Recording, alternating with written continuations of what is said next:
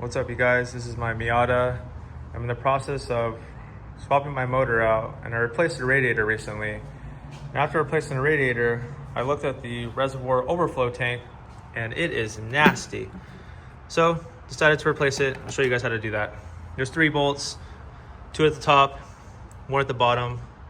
They're 12 millimeters, and they will need an extension.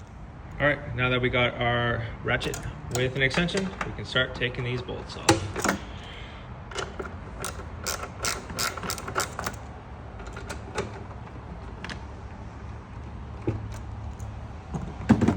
All right, we got the 3 bolts out.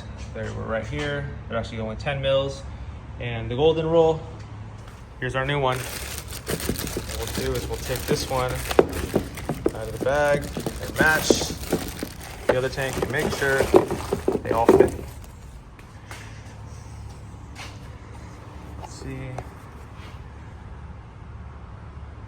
Yep, direct match. Cool. Let me show you how easy this is. All you do is slide this over like this, move this over, and pull this out.